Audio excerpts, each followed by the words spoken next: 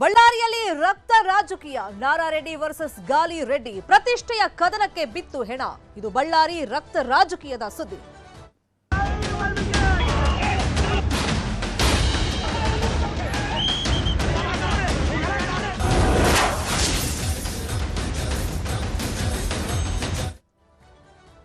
ವಾಲ್ಮೀಕಿ ಪುತ್ಥಳಿ ಅನಾವರಣ ಸಂದರ್ಭದಲ್ಲಿ ಬ್ಯಾನರ್ ಕಟ್ಟುವಂತ ವಿಚಾರವಾಗಿ ಬಳ್ಳಾರಿಯಲ್ಲಿ ರಕ್ತ ಹರಿದಿದೆ. ಇದೇ ಈಗ ರಾಜಕೀಯವಾಗಿ ಕನ್ವರ್ಟ್ ಆಗಿದೆ. ಬಳ್ಳಾರಿಯಲ್ಲಿ ಗಾಲಿ ರೆಡ್ಡಿ ಹಾಗೇನೆ ನಾರಾ ಭರತ್ ರೆಡ್ಡಿ ವಿರುದ್ಧ ಪರಸ್ಪರ ಆರೋಪ ಪ್ರತ್ಯಾರೋಪಗಳು ಪೊಲೀಸ್ ಸ್ಟೇಷನ್ ತನಕ ಕಂಪ್ಲೇಂಟ್ ಈಗ ಹೋಗಿದೆ. ವಾಲ್ಮೀಕಿ ಬ್ಯಾನರ್ ಗಲಾಟೆ, ಫೈರಿಂಗ್ ಆಗಿದೆ, ಲಾಠಿ ಚಾರ್ಜ್ ಆಗಿದೆ. ಫೈರಿಂಗ್ ಆದಂತ ಸಂದರ್ಭದಲ್ಲಿ ಕಾಂಗ್ರೆಸ್ನ ಕಾರ್ಯಕರ್ತ ಸಾವನ್ನಪ್ಪಿದ್ದಾರೆ. ಇಲ್ಲಿ ಯಾರು ಫೈರಿಂಗ್ ಮಾಡಿದ್ರು, ಯಾರ ಗುಂಡೇಟಿಗೆ ಈ ವ್ಯಕ್ತಿ ಸಾವನ್ನಪ್ಪಿದ್ರು ಅನ್ನೋದು ಇನ್ನೂ ಕೂಡ ಕುತೂಹಲ. ರೆಡ್ಡಿ ಕಡೆಯವರಿಂದಲೇ ಫೈರಿಂಗ್ ಆಯ್ತು ಅಂತ ಹೇಳಿ ಶಾಸಕ ನಾರಾ ಭರತ್ ರೆಡ್ಡಿ ಆರೋಪ ಮಾಡಿದ್ರೆ, ಇನ್ನೊಂದು ಕಡೆ ಜನಾರ್ದನ್ ರೆಡ್ಡಿ, ರಾಮುಲು ಸೇರಿದಂತೆ ಅವ್ರ ಮೇಲೆ ಕಂಪ್ಲೇಂಟ್ ಕೊಟ್ಟಿದ್ದಾರೆ. 11 ಜನರ ವಿರುದ್ಧ ಎಫ್ಐಆರ್ ಕೂಡ ಆಗಿದೆ. ಬಿಮ್ಸ್ ನಲ್ಲಿ ಮೃತ ರಾಜಶೇಖರ್ ಮರಣೋತ್ತರ ಪರೀಕ್ಷೆ ಆಗ್ತಾ ಇದೆ. ಇನ್ನು ಬಿಮ್ಸ್ ಶವಾಗಾರಕ್ಕೆ ಶಾಸಕ ನಾರಾ ಭರತ್ ರೆಡ್ಡಿ ಭೇಟಿ ಕೊಟ್ಟರು. ರಾಜಶೇಖರ್ ಕುಟುಂಬಸ್ಥರಿಗೆ ಸಾಂತ್ವನದ ಮಾತುಗಳನ್ನ ಹೇಳಿದ್ದಾರೆ. ಕುಟುಂಬಸ್ಥರಿಗೆ ಧೈರ್ಯ ತುಂಬುವಂತ ಕೆಲಸವನ್ನ ಮಾಡ್ತಾ ಇದ್ದಾರೆ. ಒಂದ್ಸತಿ ಈಗ ಮರಣೋತ್ತರ ಪರೀಕ್ಷೆ ಮುಗಿತಾ ಇದ್ದಂಗೆ ಮೃತದೇಹವನ್ನ ಕುಟುಂಬಸ್ಥರಿಗೆ ಹಸ್ತಾಂತರ ಮಾಡಲಾಗುತ್ತೆ. ಇನ್ನು ಶವಾಗಾರದ ಬಳಿಯಲ್ಲಿ ರಾಜಶೇಖರ್ ಕುಟುಂಬಸ್ಥರು ಕಣ್ಣೀರನ್ನ ಹಾಕ್ತಾ ಇದ್ದಾರೆ. ಶವಾಗಾರಕ್ಕೆ ಐಜಿಪಿ ರವಿಕಾಂತೇಗೌಡ ಭೇಟಿಯನ್ನ ಕೊಟ್ಟು ಚರ್ಚೆಯನ್ನ ಮಾಡ್ತಾ ಇದ್ದಾರೆ. ಬಳ್ಳಾರಿಯಲ್ಲಿ ಫೈರಿಂಗ್ ರಾಜಕೀಯ ಜೋರಾಗಿ ನಡೀತಾ ಇದೆ. ಈಗ ಒಬ್ಬ ವ್ಯಕ್ತಿ ಬಲಿಯಾಗಿದ್ದಾನೆ. ಇನ್ನೊಂದು ಕಡೆ ರಾಜಕೀಯ ನಾಯಕರು ಇದೇ ವಿಷಯವನ್ನು ಇಟ್ಕೊಂಡು ಹಗ್ಗ ಜಗ್ಗ ಆಟವನ್ನ ನಡೆಸ್ತಾ ಇದ್ದಾರೆ. ಇದನ್ನ ರಾಜಕೀಯವಾಗಿ ಹೆಂಗ್ ಬಳಕೆ ಮಾಡ್ಕೊಳ್ಳೋದು ಅಂತೇಳಿ ಎಲ್ಲಾ ರೀತಿಯ ಪ್ರಯತ್ನಗಳನ್ನು ಮಾಡ್ತಾ ಇದ್ದಾರೆ. ಗೂಂಡಾ ರಾಜಕಾರಣ ಬಳ್ಳಾರಿಯಲ್ಲಿ ಆಗ್ತಿದೆ ಅಂತೇಳಿ ಪರಸ್ಪರ ಆರೋಪಗಳನ್ನ ಮಾಡ್ಕೊಳ್ತಾ ಇದ್ದಾರೆ. ಜನಾರ್ದನ್ ರೆಡ್ಡಿ ಅವರು ಮಾತಾಡ್ತಾ ಇದ್ದಾರೆ, ನೋಡೋಣ. ಮಾಡೋದ್ರಲ್ಲಿ ಬಹಳ ದೊಡ್ಡ ವ್ಯಕ್ತಿ ಅನ್ನೋದು ನಮ್ಮ ಹಿರಿಯ ಪತ್ರಕರ್ತರು ಇಲ್ಲಿ ಬಳ್ಳಾರಿ ನಮ್ಮ ಮೂಲದವರು ಎಲ್ಲರೂ ಏನಿದ್ರೆ ತಮಗೆಲ್ಲ ಕೂಡ ಗೊತ್ತಿರುವಂತ ಒಂದು ವಿಚಾರ. ನಿನ್ನೆ ಜನಾರ್ದನ್ ರೆಡ್ಡಿ ಮನೆ ಸುಟ್ಟು ಬೀಳ್ತಾ ಇದ್ದೆ. ಬಳ್ಳಾರಿಯಲ್ಲಿ ಭಸ್ಮ ಆಗೋಗುತ್ತೆ ನಮ್ದು ಅಂದ್ರೆ ಶಿವನ 3ನೇ ಕಣ್ಣು ತೆಗೆದ್ರೆ ಹೆಂಗೆ ಭಸ್ಮ ಆಗ್ಬಿಡುತ್ತೇನೋ, ನಾನೇನಾದ್ರೂ ತಾಳ್ಮೆ ಕಳ್ಕೊಂಡ್ರೆ ಇಡೀ ಬಳ್ಳಾರಿನೇ ಭಸ್ಮ ಆಗ್ಬಿಡುತ್ತೆ ಅನ್ನೋ ಪದ ಅವ್ನು ಯೂಸ್ ಮಾಡಿದ್ದಾರೆ. ಅಂದ್ರೆ ಅವನ ಮೂರ್ಖತನ, ಅವನ ಸಂಸ್ಕಾರ, ಅವನಿಗಿರುವಂತ ಸಂಸ್ಕೃತಿ ಏನನ್ನೋದು ನಿನ್ನೆ ಎತ್ತು ತೋರಿಸ್ತಾ ಇರುವಂತ ಒಂದು ವಿಷಯ. ಇಲ್ಲಿ ಮೇನ್ ಆಗಿ ಏನಾಗಿದೆ ಅಂದ್ರೆ ಡೆವಲಪ್ಮೆಂಟ್ ಕೆಲಸಗಳು ಅವ್ರಿಗೆ ಮಾಡ್ಲಿಕ್ಕೆ ಆಗ್ತಾ ಇಲ್ಲ. ಇವತ್ತು KMRCL ಫಂಡ್ ಕೂಡ ಸದುಪಯೋಗ ಮಾಡಿಕೊಳ್ಳೋದಕ್ಕೆ ಇವರ ಆ ಚಟುವಟಿಕೆಗಳನ್ನು ನೋಡಿ ಅಪನಂಬಿಕೆಯಿಂದ ನ್ಯಾಯಮೂರ್ತಿಗಳು ಕೂಡ ಇವರಿಗೆ ಹಣ ಬಿಡುಗಡೆ ಮಾಡದೇ ಇರುವಂತ ಒಂದು ಸ್ಥಿತಿ. ಡೆವಲಪ್ಮೆಂಟ್ ಆಗ್ತಾ ಇಲ್ಲ. ಇರೋ ಸರ್ಕಲ್ಗಳನ್ನ ಬೀಳಿಸುವಂತದ್ದು. ಇವತ್ತು SP ಸರ್ಕಲ್ ಬಹಳ ಸುಂದರವಾಗಿದ್ದಿದ್ರೆ ದೊಡ್ಡ ಟ್ರೈನ್ ಪೆಟ್ಟಿಗೆ ತರ ಮಾಡಿಬಿಟ್ಟು, ರಾಮ್ಲು ಅವರು ಹೇಳಿದಂಗೆ 25 ವರ್ಷಗಳ ಹಿಂದೆನೆ ವಾಲ್ಮೀಕಿ ಮೂರ್ತಿ ನಾವು ಅಲ್ಲಿ ಇಟ್ಟಿದ್ದೀವಿ. ವಾಲ್ಮೀಕಿ ಸರ್ಕಲ್ ಅಂತ ಮಾಡಿದ್ದೀವಿ. ವಾಲ್ಮೀಕಿ ಭವನ, ಸೆಂಟ್ರಲ್ ಏರ್ ಕಂಡೀಷನ್ ಭವನ ಕಟ್ಟಿದ್ದೀವಿ 8 ಕೋಟಿಯಲ್ಲಿ. 20 ಅಡಿ ವಾಲ್ಮೀಕಿ ಮೂರ್ತಿಯನ್ನು ಮಾಡಿದ್ದೀವಿ. ಸೊ ವಾಲ್ಮೀಕಿ ಮೂರ್ತಿ ಮಾಡೋದಕ್ಕೆ ನಿನ್ನೆ ಶ್ರೀರಾಮುಲು ಹೆಸರು ಹೇಳಿದ್ರು ಕೂಡ ಅವನಿಗೆ ಧೈರ್ಯ ಇಲ್ಲದೆ ಶೂನ್ಯದಿಂದ ವಾಲ್ಮೀಕಿ ಹೆಸರು ಹೇಳ್ಕೊಂಡು ಮೇಲೆ ಬಂದಿರಂತ ನಾಯಕ ಅಂತ ಹೇಳಿ ಅವನು ಮಾತಾಡ್ತಾ ಇದ್ದ. ಅಂದ್ರೆ ಅವನ ಸಂಸ್ಕಾರ, ಅವನ ನಾಲ್ಗೆ ಏನು ಅಂತೇಳಿ ಗೊತ್ತಾಯ್ತು. ಮನೆ ಮುಂದೆ ಬಂದು ನಾನು ನಿನ್ನೆ ಗಂಗಾವತಿಯಲ್ಲಿ ಚನ್ನಬಸವೇಶ್ವರ ಜಾತ್ರೆ ಮುಗಿಸ್ಕೊಂಡು ನಾನು ನಮ್ಮ ಶ್ರೀಮತಿ ನಾವಿಲ್ಲಿ ಬರೋದ್ರೊಳಗಡೆ ಕಂಪ್ನಿ ದಾಟ್ತಾ ಇದ್ದೀನೋ ಇಲ್ಲೋ, ಇಲ್ಲಿ ನಮ್ಮ ನಾಗರಾಜ್ ಅಂತೇಳಿ ಕೆಲಸ ಮಾಡೋ ಹುಡುಗ ಫೋನ್ ಮಾಡಿ 40-50 ಮಂದಿ ಗನ್ಮ್ಯಾನ್ಗಳೆಲ್ಲ ಬಂದು, ಒಂದು 10 ಮಂದಿ ಗನ್ಮ್ಯಾನ್ಗಳು, ರೌಡಿಗಳು ಚೇರ್ಗಳು ಹಾಕೊಂಡು ಇಲ್ಲಿ ಬಾಟಲ್ ತಗೊಂಡು ಓಪನ್ ಕುಡಿತಾ ಇದ್ದಾರೆ.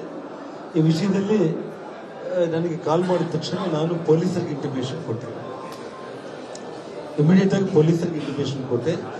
ಶ್ರೀರಾಮುಲು ಅವರಿಗೆ ಕಾಲ್ ಮಾಡಿದೆ. ನಾನು ಕರೆಕ್ಟಾಗಿ ಶ್ರೀರಾಮುಲು ರೆಡಿಯಾಗಿ ಬರೋದ್ರೊಳಗಡೆ ನಾನು ರೀಚ್ ಆಗಿಬಿಟ್ಟೆ. ನಾನು ಇಬ್ಬರು ಬಂದಿನ ಅಲ್ಲಿ ಹತ್ರ ಬರ್ತಾ ಇದ್ದೀವಿ.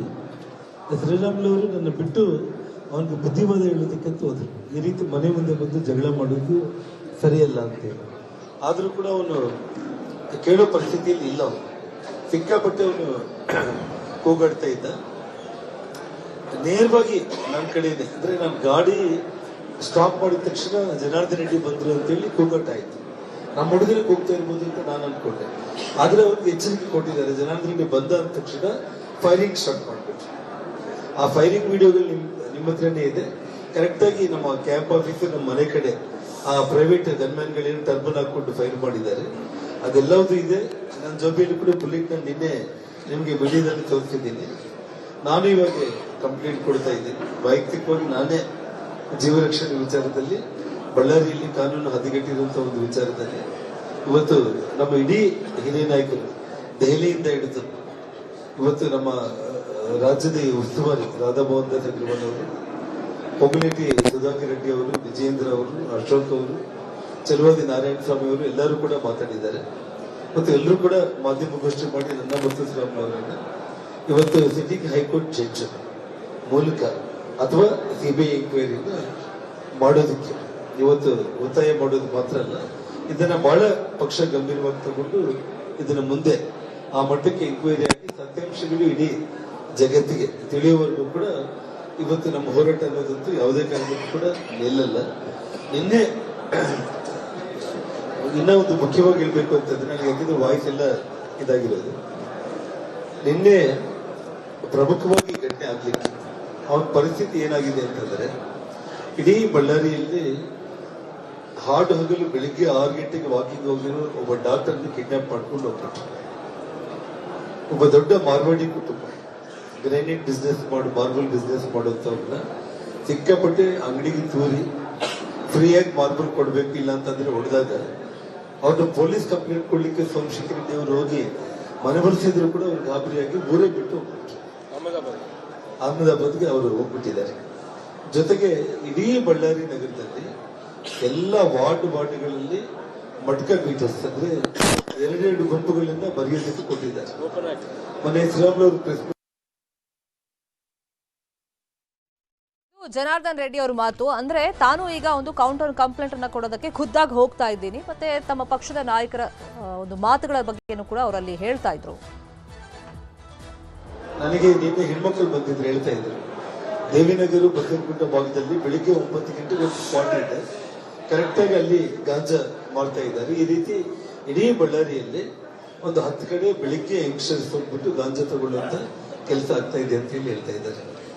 ನೋಡಿ, ನಾನು ಮತ್ತು ಶ್ರೀರಾಮುಲು ನಮ್ಮ ಸಹೋದರರು ನಾವು ರಾಜಕೀಯ ಮಾಡಿರುವಂತದ್ದು ಯಾವತ್ತು ಅಭಿವೃದ್ಧಿ ಪರವಾಗಿ ಬಳ್ಳಾರಿ ಅನ್ನೋದು ಬೆಂಗಳೂರು ನಂತರ ಒಂದು 2ನೇ ಮಹಾನಗರವಾಗಿ ಅಭಿವೃದ್ಧಿ ಆಗ್ಬೇಕು ಅನ್ನೋಂಥ ಕಲ್ಪನೆ ಇಟ್ಕೊಂಡು ಅಧಿಕಾರ ಬಂದ ತಕ್ಷಣ ನನ್ನ ಮೊದಲನೇ ಪ್ರೆಸ್ ಮೀಟ್ ಇಲ್ಲಿ ನಮ್ಮ ಆ ಟೈಮ್ನಲ್ಲಿ ಉದಯ್ ಟಿವಿ ಗೌಡ, ನಮ್ಮ ಮಸೂದನ್ ಅವರು, ಇನ್ನು ಬಹಳ ಮಂದಿ ಹಿರಿಯರು, ಮಲ್ಲಿಕಾರ್ಜುನ ಆಗಿರ್ಬೋದು, ಎಲ್ಲರೂ ಕೂಡ ನಿಮಗೆ ಗೊತ್ತಿರಬೇಕು.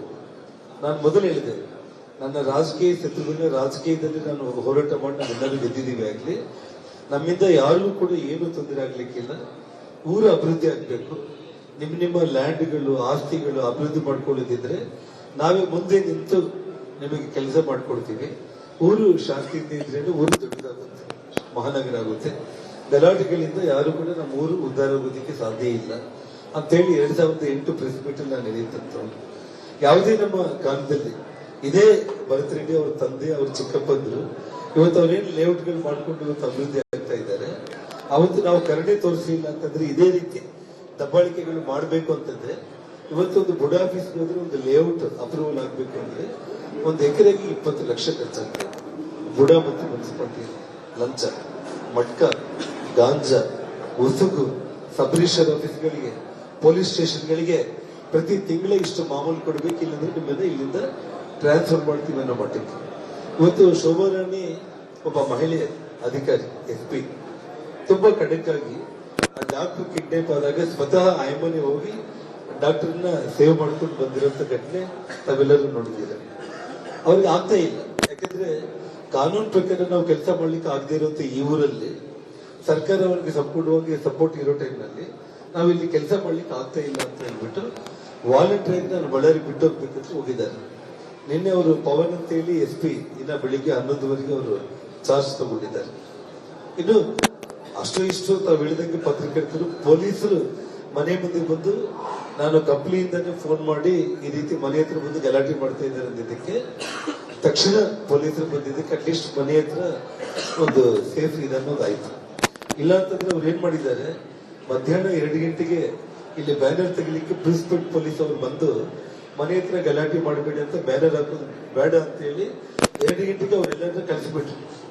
ಆದ್ರೆ ರಾತ್ರಿ 7 ಗಂಟೆಗೆ ಅವ್ರು ಮತ್ತೆ ಪ್ಲಾನ್ ಮಾಡ್ಕೊಂಡು 5 ಅವರ್ಸ್ ಒಳಗಡೆ ಎಲ್ಲ ಮನೆಗಳ ಮೇಲೆ ಕಲ್ಲುಗಳು, ಬೀರ್ ಬಾಟಲ್ಗಳು, ಪೆಟ್ರೋಲ್ ತುಂಬಿ ಎಲ್ಲ ರೆಡಿ ಮಾಡಿಕೊಂಡು ಕರೆಕ್ಟ್ ಆಗಿ ಮನೆ ಹತ್ರ ನನ್ನ ಪ್ರೋಗ್ರಾಮ್ ಕೂಡ ಅವ್ರು ತಿಳ್ಕೊಂಡಿರ್ಬೋದು. ಗಂಗಾವತಿಯಿಂದ ನಾನು ಬರ್ತಾ ಇರುವಂತದ್ದಾಗಿರ್ಬೋದು. ಯಾಕಂದ್ರೆ ನಾನು ದಿನ ಬೆಳಿಗ್ಗೆ ಆದ್ರೆ 6 ಗಂಟೆಗೆಲ್ಲ ಮನೆ ಬಿಟ್ಟು ಗಂಗಾವತಿಗೆ ಹೋಗ್ತೀನಿ. ರಾತ್ರಿ ಮತ್ತೆ ವಾಪಸ್ ಮನೆಗೆ ಬರ್ತಾ ಇರ್ತೀನಿ ನಾನು. ಆ ಸಮಯದಲ್ಲಿ ಹೆಜ್ಜೆ ಹೆಜ್ಜೆಗೂ ಕೂಡ ಪ್ರತಿ ಹಳ್ಳಿಯಲ್ಲೂ ಕೂಡ ಅವನಿಗೆ ಪ್ರೋಗ್ರಾಮ್ ಗೊತ್ತಿರಬೇಕು ಅಂತ ನನ್ಗೆ ಅನಿಸುತ್ತೆ. ಸಾವಿರಾರು ಮಂದಿನ ಸೇರಿಸಿ ರೆಡಿ ಮಾಡ್ಕೊಂಡಿದ್ದಾರೆ. ಶ್ರೀರಾಮುಲವ್ರಿಗೂ ಗೊತ್ತಿಲ್ಲ, ಏನೋ ಮನೆ ಹತ್ರ ಬಂದು ಗಲಾಟೆ ಮಾಡ್ತಾ ಇದ್ರು, ಹೋಗಿ ಅವ್ರು ನೆನೆಸಿ ಕಳ್ಸೋಣ ಅಂತ ಹೇಳಿ ಬಂದಿರುವಂತದ್ದು. ಹಾಗಾಗಿ ಇವತ್ತು ಜನಾರ್ದನ್ ರೆಡ್ಡಿ ಅವ್ರ ಮನೆ ಮೇಲೆ ಹೋಗಿ ಅವ್ರನ್ನ ಹೆದರಿಸಿ ಮನೆ ತೂರಿ ಮನೆ ಗಲಾಟೆ ಮಾಡಿ ಆಫೀಸೆಲ್ಲ ಬಡಿದು ಅವ್ರ ಮನೆ ತೂರಿದೀವಿ ಅಂತಂದ್ರೆ ಇಡೀ ಬಳ್ಳಾರಿ ನಗರ ಎಲ್ಲ ವ್ಯಾಪಾರಸ್ಥರಿಂದ ಹಿಡಿದು ಎಲ್ಲರೂ ಭಯಭ್ರಾಂತರಾಗ್ಬಿಟ್ಟು ನಮ್ಮ ಹಿಡಿದಕ್ಕೆ ಬರಲಿ. ಇನ್ನಿರೋದು 2 ವರ್ಷ. 2 ವರ್ಷದಲ್ಲಿ ನಾನು ಅಡ್ಡದಿಡ್ಡಿಯಾಗಿ ದುಡಿಬೇಕು, ಗಾಬರಿ ಮಾಡಬೇಕು ಅನ್ನೋಂಥ ಒಂದು ಕೆಟ್ಟ ಯೋಚನೆಯಿಂದ ಒಂದು ಮತ್ತೆ ಜನ ಪ್ರೀತಿ ಕಳ್ಕೊಂತ ಇದೆ ಇಡೀ ಜಿಲ್ಲೆಯಲ್ಲಿ. ಕಾಂಗ್ರೆಸ್ ಪಕ್ಷ ವಿಶೇಷವಾಗಿ ಇವನು ಭರತ್ ಅವನೇನು ಜನಪ್ರೀತಿ ಕಳ್ಕೊಂತ ಇದ್ದಾನೆ. ಬರೋ ದಿನಗಳಲ್ಲಿ ಬಿಜೆಪಿ ಬರೋದು ಗ್ಯಾರಂಟಿ. ಇಷ್ಟೊಳಗಡೆ ನಾನು ಏನಾದ್ರೂ ಅಡ್ಡದಿಡ್ಡಿಯಾಗಿ ದುಡ್ಕೋಬೇಕು ಹಣ ಅನ್ನುವಂಥ ಲೆಕ್ಕದಲ್ಲಿ ಸಣ್ಣ ಸಣ್ಣ ವಿಚಾರಗಳನ್ನ ಒಂದು ಬ್ಯಾನರ್ ವಿಚಾರವನ್ನ ನೆಪವಾಗಿ ಇಟ್ಕೊಂಡು ಸಾವಿರಾರು ಮಂದಿನ ಕರ್ಕೊಂಡು ಬಂದು ಫೈರಿಂಗ್ ಮಾಡಿ ಇಷ್ಟು ದೊಡ್ಡ ಮಟ್ಟದಲ್ಲಿ ಮಾಡಿರೋದು ಅಂತ ಹೇಳಿ ನಾನು ನಿಮ್ಗೆ ಹೇಳಬಲ್ಲೆ. ಒಂದು ಅಪ್ಡೇಟ್ ಇದೆ ರೀ, SP ಅವರು ಇಲ್ಲಿ ಈಗ ತಾನೇ ಅವರು ಹೇಳಿಕೆಯನ್ನು ಕೊಟ್ಟಿದಾರ. ಖಾಸಗಿ ಗನ್ಮೆನ್ನಿಂದನೇ ಫೈರಿಂಗ್ ಆಗಿದೆ ಅನ್ನಂತ ಹೇಳಿಕೆಯನ್ನು ಕೊಟ್ಟಿದ್ದಾರೆ SP ಸಾಹೇಬ್.